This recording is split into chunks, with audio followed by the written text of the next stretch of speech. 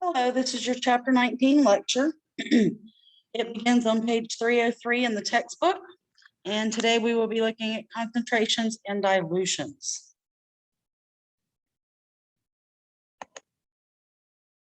The concentrations and dilutions, we're going to begin by looking at the concentrations.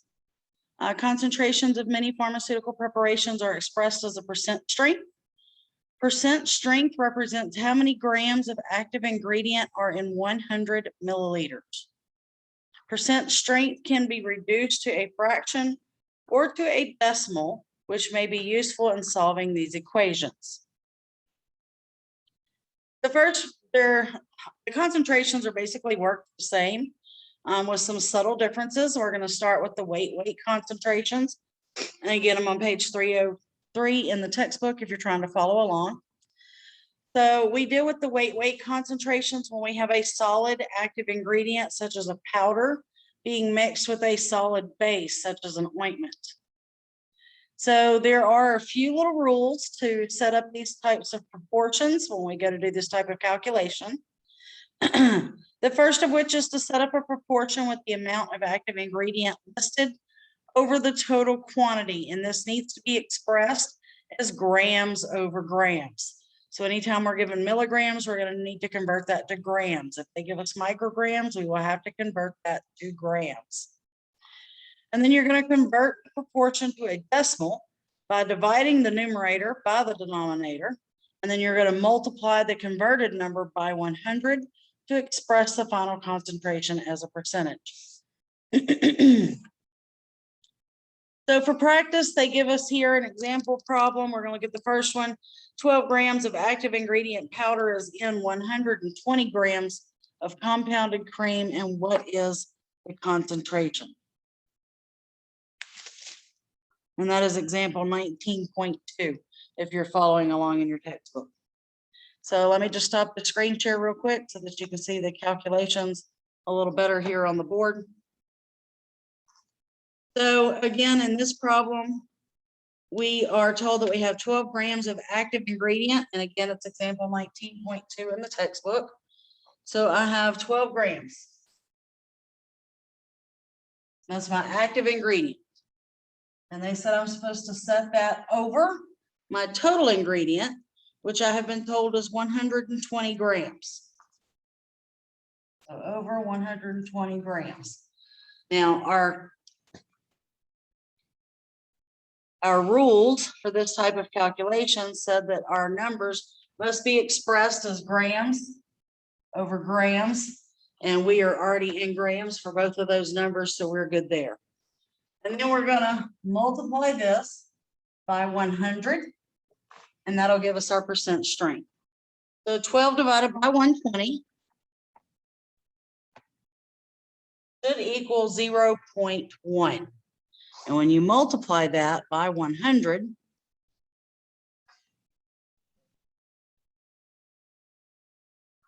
it comes to 10%. So that first example, or the first one we're working on from the PowerPoint slides, example 19.2 in the textbook, that is in fact what the answer should be, is 10%. Then the next example they have listed in from that slide that I was just on was example 19.3, where we have a 30 gram of compounded ointment that contains 105 milligrams of neomycin sulfate in 30 grams. And what is the final concentration?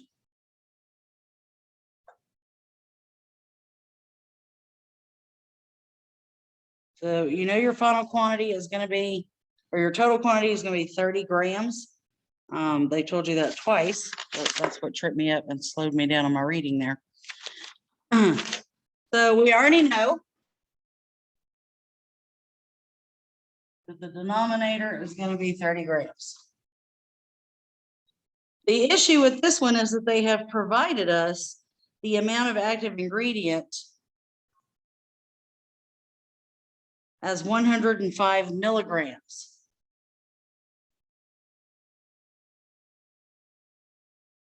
So the first thing we're going to have to do Sorry about that. So the first thing that we're going to have to do is convert this to milligrams.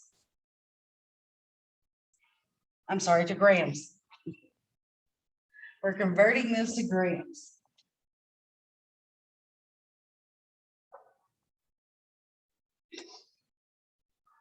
I'm not going to draw it out, but if you need to write out that King Henry does make delicious chocolate malts in order to do this conversion, you can. I just happen to have done this enough times that I remember that there's 1, 2, 3 spaces between the two. So my decimal points now needs to go in front of this 1. So we're going to have 0.105. So now that we've done our conversion, we can plug this number in right here. Now I've got grams over grams, just as I'm supposed to. We're going to multiply that by 100, and then we'll work out the math. So what is 0.105 divided by 30? My calculator comes to 0.0701666. And we're going to multiply that by 100, which gives me 7.01 and a bunch of sixes.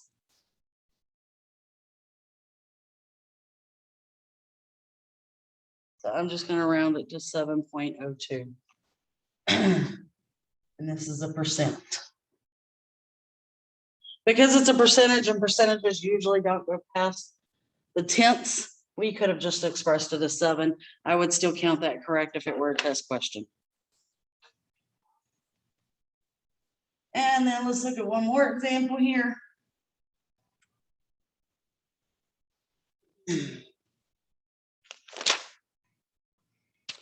If you go to example 19.4, we have 3 grams of salicylic acid to 97 grams of ointment. Actually, I want to skip that one. I want to go over to example 19.6. Just because 19.4 works the equation the same way we've already been working it, 19.6 throws us a curveball. So whereas we have previously, most of the practice problems up to, or example problems up to example 19.6, they have us calculating with the percentages. However, once in a while, as you can see from example 19.6, they kind of have us working the problem backwards, so to speak. So the question in 19.6 on page 305 says how much fluorosil powder is in 25 grams of 5% Effudex cream. So we're still going to go about this the same way. We're just going to look at what they've given us.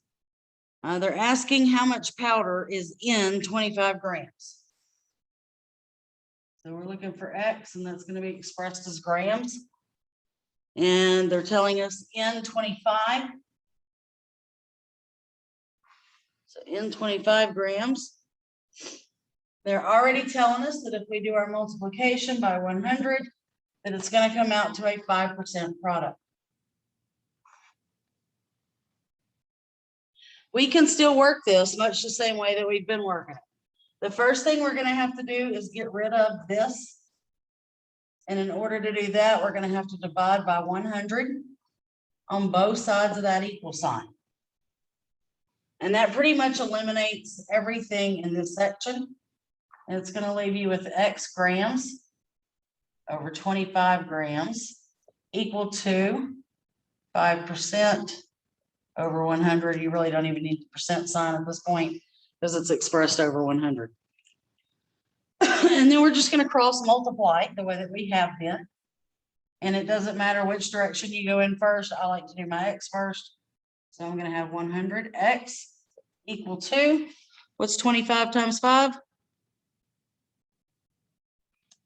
125.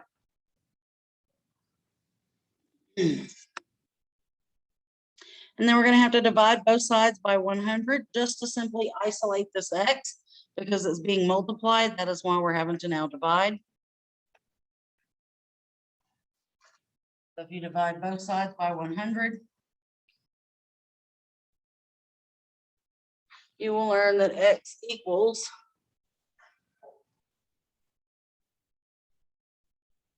and remember your answer is going to be grams. just because this equation demands that it be expressed as grams. So that's working it in reverse, so to speak. All right, let me get my screen share going again. We will look at the next set of equations. And we did not work the backer band example, but if you do find you have problems with that, as always, reach out to me and we will get that worked out together. So the next section is looking at when we put a solid into a liquid. And they call this the weight volume concentrations. This begins on page, and I just turned too far by accident. It starts at the bottom right-hand corner of page 305 and very quickly moves over to page 306. So with weight volume concentrations, again, we have a solid active ingredient such as a powder, and this is being mixed with a liquid base like a syrup or distilled water or something liquid. So we're going to set up the proportion with the amount of the active ingredient listed over the total quantity, just as we did whenever it was both solid ingredients. Only now we're going to express this. We're keeping our solid listed as grams and our liquid must be listed as milliliters. So these equations will be listed as grams over milliliters. Then you're going to convert it to a proportion, convert the proportion to a decimal by dividing the numerator by the denominator, and then multiply that converted number by 100 to express the final concentration as a percentage. So the examples they give you here to practice with, I'm just trying to find where they're starting in the book. 25 grams of active ingredient powder. They're starting with example 19.8. So let me start my screen share and we will work that. Okay, so example 19.8, we have 25 grams of active ingredient powder is being mixed with 250 ml of distilled water. What is the final percent strength? And I do apologize. With weight, you must watch the wording. If they're telling you that you need to add X amount of active ingredient to the base, you're going to have to add that ingredient amount to your base to get your total quantity that should become your denominator. So in other words, if back to the weight, this is when you have the two solids. So if they tell you that you're adding or that you need to add, let's say 3 grams of, and I'm just gonna put AI for active ingredient, to 30 grams of your base. So when you go to set up your equation, you would not set it up as 3 over 30. If you have to add this in and it's not already worded that it's already been done, then you would add that to here. I just want to be clear about that before I actually moved on to the volume, the weight with the volume. So watch the wording on that when it's the weight problems. When it comes to the weight volume, you don't have to watch the wording so much anymore because the solid is going to dissolve within the liquid. And so you're not really adding to the volume. You can just set up the equation as it is presented. Sorry about that. All right, so back to example 19.8 on page 308, where we have the 25 grams of active ingredient powder is mixed with 250 ml of distilled water. So what they're telling you is to set up your equation, 25 grams over 250 ml. And then we're going to multiply that by 100, just like we did with the two different solids. So 25 divided by 250. That is giving you a decimal of 0.1, which is then going to be multiplied by 100.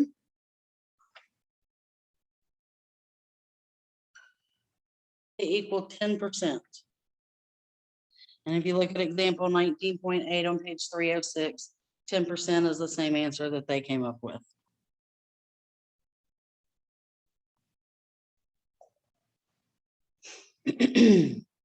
Example 1910.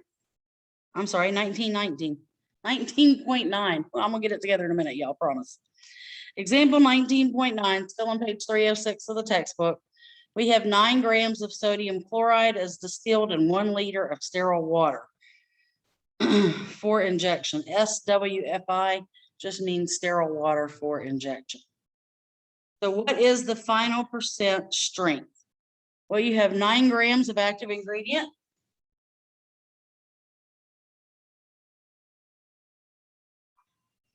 And we're told that our total quantity is going to be 1 liter. But the rules for working this type of equation say that I must express this as grams over milliliters. So how many milliliters are in 1 liter? For anyone that doesn't remember, there's 1,000 ml per 1 liter. And we're going to simply multiply that decimal number by 100 to get our percentage. So 9 divided by 1,000 equals 0.009. When that is multiplied by 100, it equals 0.9%.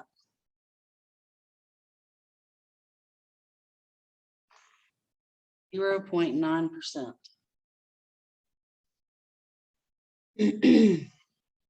And then I'm going to skip over just like I did in the last section.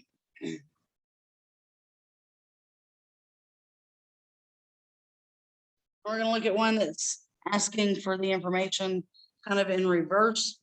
So let's go to example 19.12, where we have Rogaine extra strength is a 5% solution of minoxidil and alcohol. How much active ingredient is in a 60 ml bottle? So they're asking about our ingredient. Remember, that's going to be expressed as grams. And they told us that our bottle contains 60 milliliters.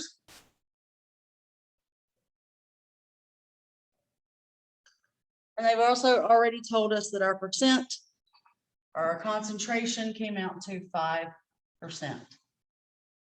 So just like when we did this before with the weight with the 2 different solid ingredients, we're going to start first by eliminating this in the middle by dividing by 100 to both sides of the equal sign. And doing so just simply eliminates this entirely. And it leaves you with x over 60 equal to 5 over 100. Excuse me. And then we're going to simply cross multiply. And again, it doesn't matter which direction you do your cross multiplication. And again, I like to start with my x. So I get 100x. What is 60 times 5?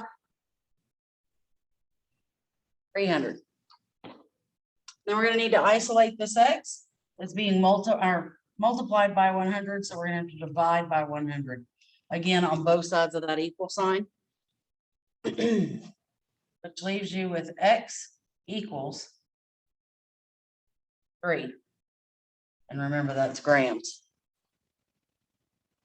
And we know it's grams because this was a weight volume equation. And we started out looking for grams. So that's the weight volume. If you want to go ahead and turn the page in your textbook, next we're going to look at the volume. Starts on page 308.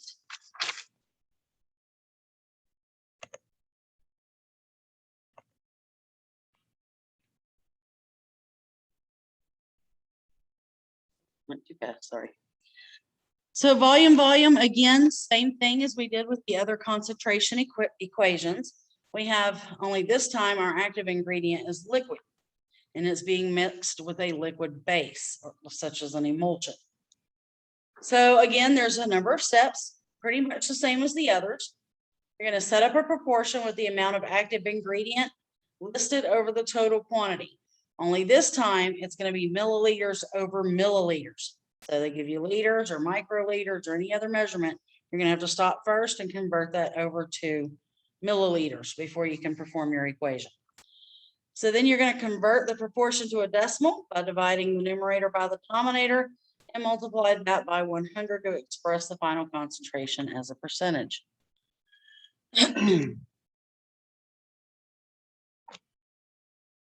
And this time it looks like the example starts with example 19.13, with 10 ml of active ingredient is mixed with distilled water to make a total of 200 ml. What is the final concentration? Let me get you back where you can see the whiteboard again. All right, example 19.13, page 308 in the textbook. So we've got 10 ml of active ingredient. And it is in 200 ml.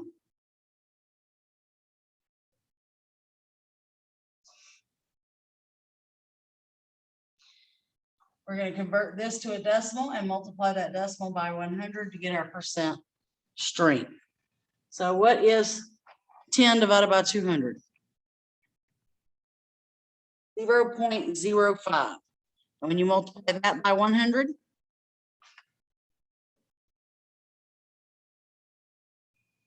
it give you 5%. And if we double check ourselves with the textbook, that is in fact the answer that they've come up with as well.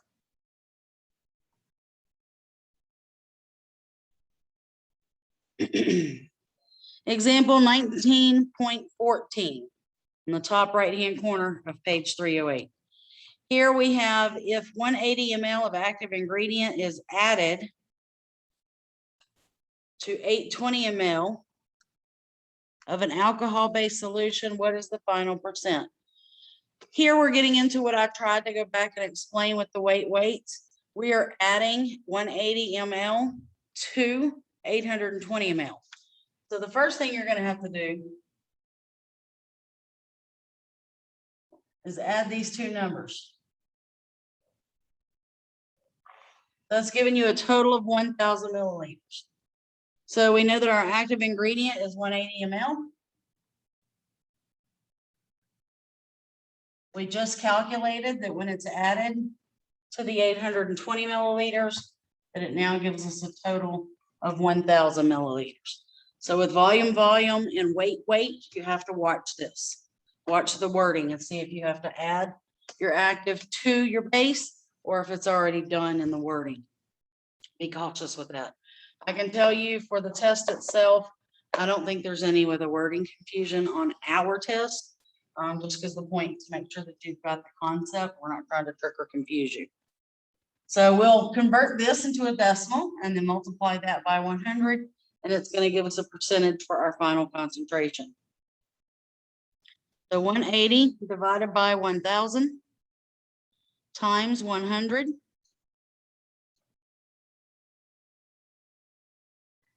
equals 18%. If you double check yourself with the textbook on page 308, that is the same thing that they got. Now we're going to skip over to example 19.6.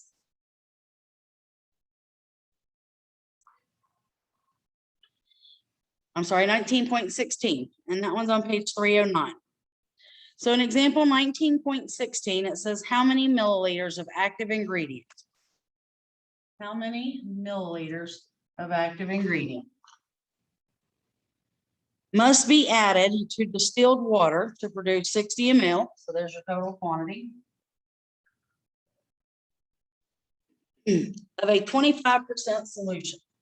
We already know when they multiply this by 100, it's going to equal 25%. So once again, we're going to start with dividing by 100 on both sides of the equal sign. That eliminates this section of the equation, and it leaves us with X ml over 60 ml equal to 25 over 100, right? And now that we've got all that wrote out, we can cross multiply and begin solving for X. So we go this way, I have 100X. We go this way, 60 times 25.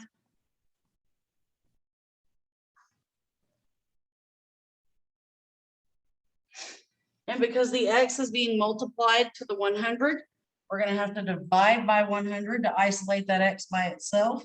And because we have an equal sign, what we did to one side, we have to do to the other side. So 1,500 divided by 100.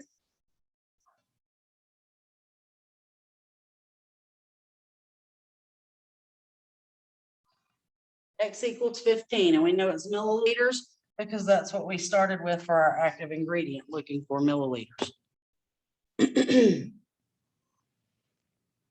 I don't feel like the concentrations are really that bad, but if you feel like you're getting stumped up, as always, please reach out to me. And then I'm going to go ahead and tackle the dilutions. Dilutions begins at the bottom right-hand side of page 309.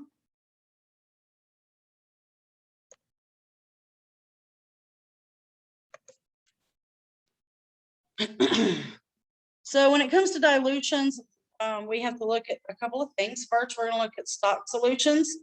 These are strong, very concentrated solutions that can be diluted to a desired strength. And then you have your diluent, which is the larger volume that is mixed with the stock solution. It is what you are diluting your stock solution with. So when it comes to stock solutions, there is a formula used to calculate these. And they are using the abbreviations Q1, Q1 being your initial quantity or volume, and they're multiplying that by C1. C1 represents the concentration listed as a percent strength for your initial stock quantity. And then Q2 is going to refer to, Q2 refers to your final or desired quantity or volume, whereas C2 represents your final or desired concentration expressed as a percentage. So that's basically your formula there. Q1 times C1 is going to be equal to Q2 times C2.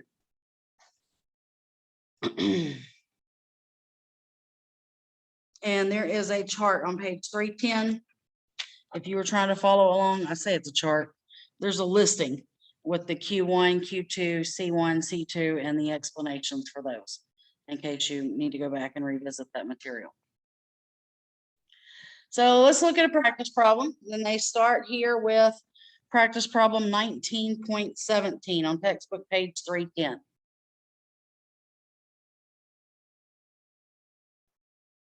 And just get you back to the whiteboard. So in example 19.17, they're asking how much stock solution of hydrogen peroxide 12%. Well, remember Q1, C1, that represents your stock or your initial quantity, which you're starting with. So when they ask how much stock solution, we already know that they're asking for that original quantity. Of a 12% hydrogen peroxide solution. So remember, your C1 is your initial concentration. And we've written it in. I didn't write the percent symbol, but that is 12%. And we're going to set that equal to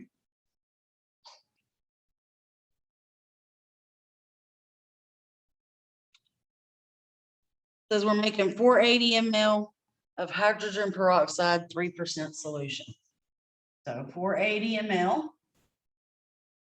of a 3% solution. So we already have where we're going, and they are just asking what we started with this one. What is 480 times 3? My calculator says it's 1,440.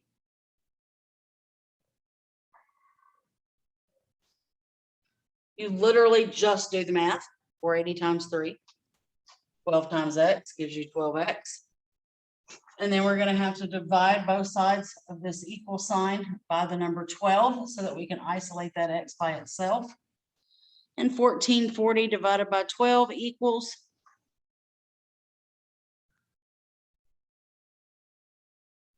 120. And I know that it's milliliters because my end result was expressed as milliliters.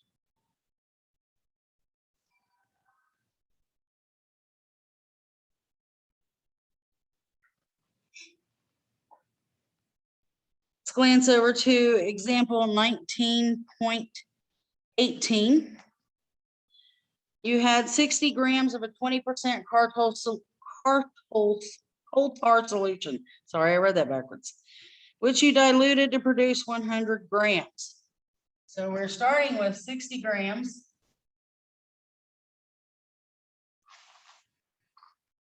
of a 20%. And they're asking how much we diluted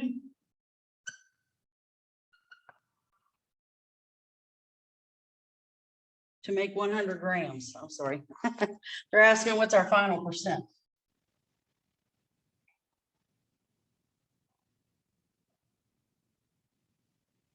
Sorry about that. And in case you're wondering why I had to erase that, move the X to the other side, is because remember, my Q2 is my quantity, and then my C2 would be my concentration. And so I had them flip-flopped on the wrong space. I'm not real sure if it would have made a difference in the equation, but I'm the kind of girl that just likes to have them where they belong. So then we're going to do the math. What's 60 times 20? 1,200. And then 100 times X is 100X. Then we'll have to divide both sides by 100 to isolate that X. What's 1,200 divided by 100?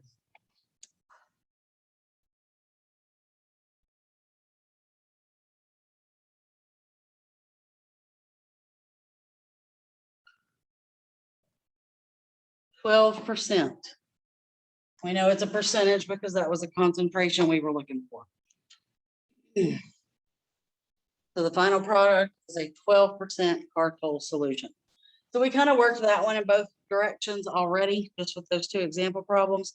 We'll go ahead and work 19.19 as well, just to make sure that everybody's clear on this. With these, when it comes to the dilution equations, you really just have to read the question one step at a time and plug in the numbers to your equation as they come up. So in example 19.19, it says if you diluted 90 mLs of an 8% benzocaine, that's what you're starting with. 90 ml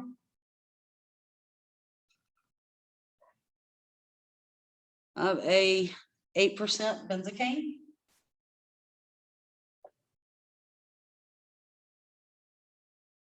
And it says we reduced it down to a 6% concentration, asking about how much we could produce. So this time we're looking for the quantity. And we just said, sorry, I forget so quickly. It's a 6%. So again, we're just going to do the math. 90 times 8. 720. 6 times X is 6X. We'll divide by 6 to get that X isolated by itself. And 720 divided by 6.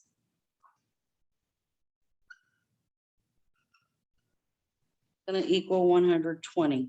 And we know that it's milliliters because that is what we were looking for initially, was our quantity.